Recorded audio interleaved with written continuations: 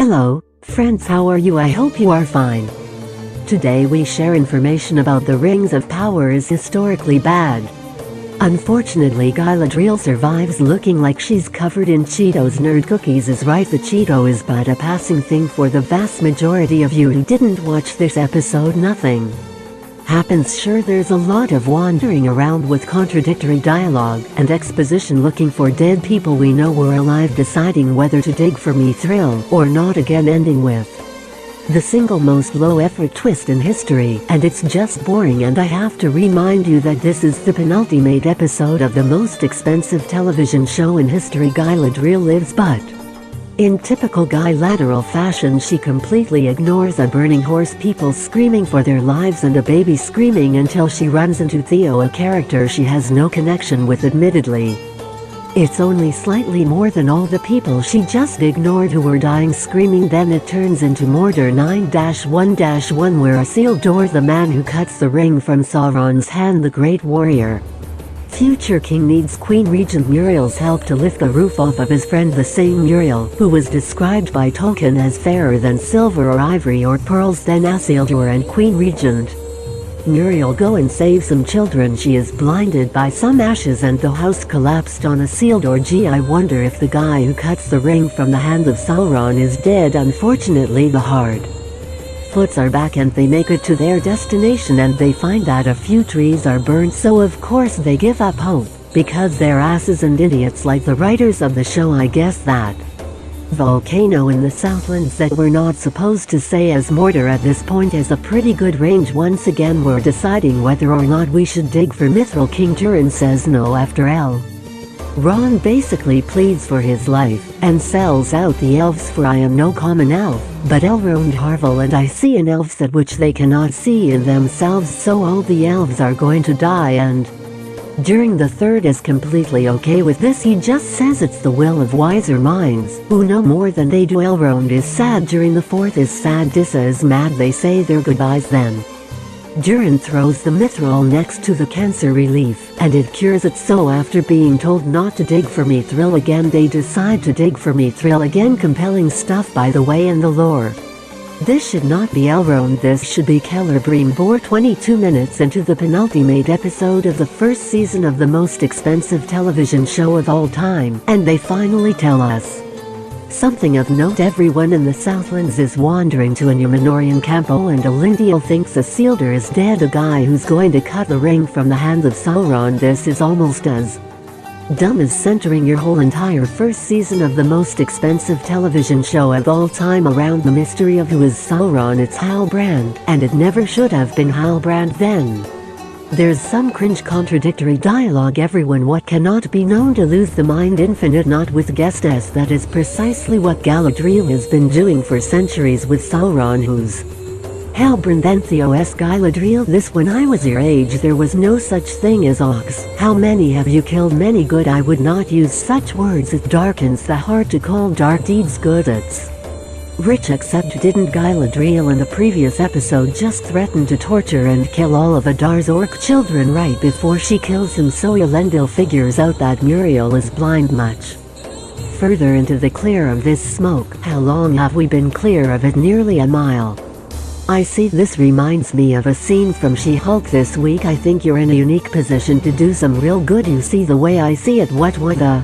Listen, I have to mix some entertainment into this review. Nothing happens this episode. Back to the Hardfoots. Totally not. Gandalf tries to heal a tree in what will totally not look like the Shire when he's done. While totally not Gandalf is doing that, a branch breaks off and female Frodo decides to push her little sister towards the tree, so of course the little banish him again, and it leads to probably the most satisfying scene in the entire series. I love that they spent 2 minutes of screen time having female Frodo very slowly and not Gandalf an apple, and this discourages little female Frodo, and she decides she won't be subverting Harfoot traditions after all. She wants to subvert Hotfoot tradition. Nope. This brings us to the scene, and I find it very hard to believe that Galadriel, the warrior of the Wasteland, commander of the northern armies and scourge of the orcs on her mission of vengeance, failed to mention her husband for 7 episodes. Have you seen this elf? Feels like this one was tacked on and reshot. Have you ever lost someone close? My brother Finrod and my husband. As we've been saying for months, Celeborn is dead for now. Again, this is just stupid mystery box for the very same reasons I mentioned earlier. The same reason Isildur possibly being dead is stupid. The same reasons entering your entire first season of the most expensive show of all time around Who is Sauron is stupid as the showrunners, and yes, it's also stupid that they haven't been fired.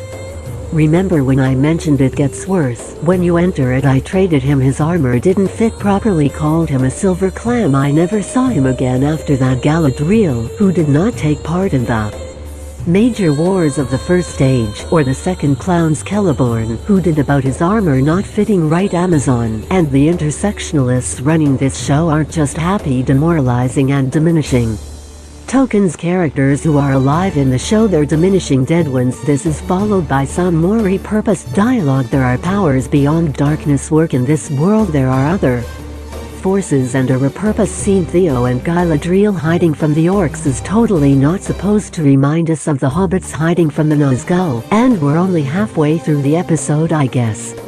The good news is less happens in the second half, so let's recap. Jerky, Elrond, and Durin, they decided to dig for Mithril, got shut down by King Duran III. Then they decided to ask King Durin III if they could dig for Mithril again. He said no, so they decided to dig for Mithril again and got shut down by King Duran III. Doogie Elrond gets banished and Durin gets ripped of his succession. I'm guessing at some point later in the episode somebody's gonna talk Durand into digging for Mithril again. Here's my favorite scene from the show, and it's not anything the writers did intentionally.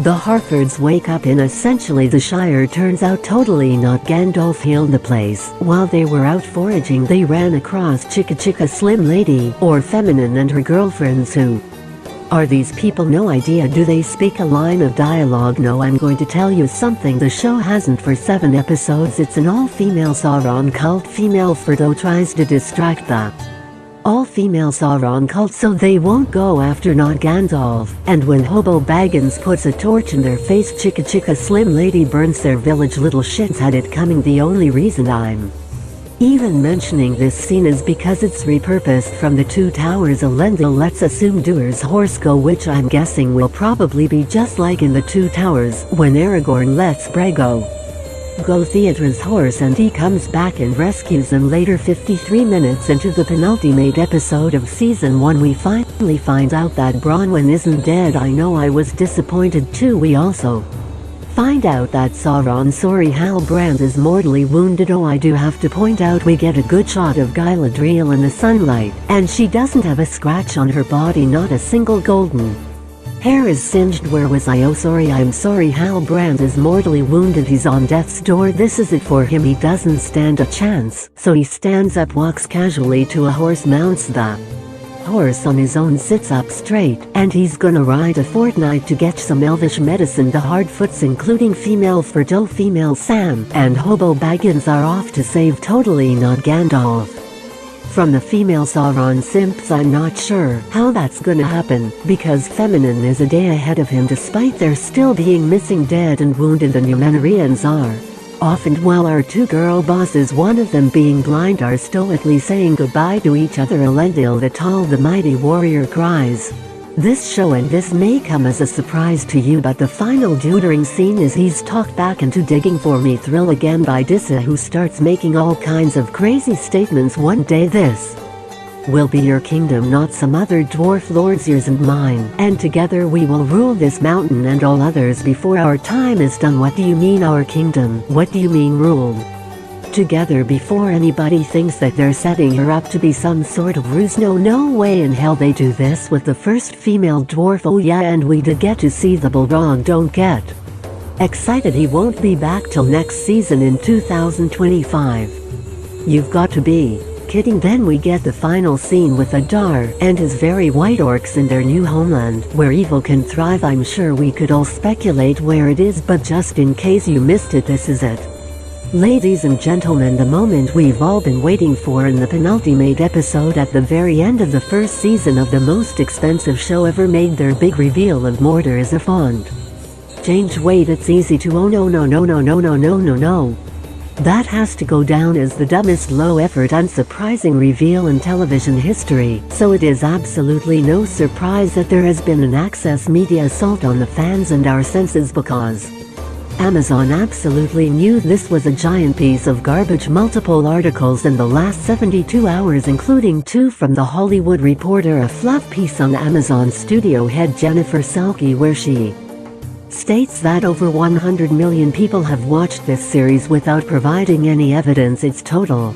But to tell you how unimpressive that actually is, this channel has over 100 million views, and I will count each of those views as an individual human being just like Jennifer Salke. I mean, we can compare the Rings of Power's 100 million views. It's not people, just something like Mr. Beast here on YouTube that has over 17 billion. Still, I'm not really sure how that's possible since we did get the latest Nielsen's and Rings of Power dropped after its 3rd episode. It drops to number 4 on the Nielsen's, the most expensive show of all time, and that's probably why we got more damage control from The Hollywood Reporter. The Rings of Power writers react to 5 fan criticisms of their show. I mean, aside from calling us patently evil, 3 of the 5 questions are fluff and about aesthetics, and their answer the same way. This one is Galadriel acts too masculine, and she never went to Numenor. Pain I would love to see in Tolkien, where it says Galadriel never went to Numenor. That doesn't exist. Well, if we're gonna go with that logic, you're right. Tolkien never specifically stated that Galadriel didn't have a 9-inch Johnson. We're not talking about any lore here, we're talking about Tolkien, who was meticulous and specific, and if he meant for Galadriel to go to Numenor, she would have gone to Numenor. So actually it's on you, the showrunners of this monstrosity. Second, one of her nicknames is Nerwin, which means Mad Maiden. Well, I guess that settles it, she's a dude. And third, she does not act masculine really. When she would compete and do all sorts of sparring with other elves, she would braid her hair and put it on the top of her head to stay out of her way. So in the etymology is the idea that Galadriel was a warrior. No, in your rationalization there are plenty of things that she actually did in the lore that you could have adapted but chose not to in the name of intersectional feminism. The show's pacing has been too slow. Payne gives a long-winded answer and tries to invoke Tolkien. Tolkien will take his time and let you sink into characters to a journey, and journeys can be hard in Tolkien. I hope people will have the patience to settle in for a Tolkien epic. Here's the problem: this isn't a Tolkien epic. It isn't Tolkien at all. It's J.D. Payne and Patrick McKay, 2 bad reboot disciple hacks that said in The Hollywood Reporter's The Rings of Power cover story the duo conceded that some scenes in the season weren't as urgent as they could have been. You can see the cracks even in the Access Media armor. Forbes and Polygon have turned on this show. If you like this video, subscribe for more upcoming videos.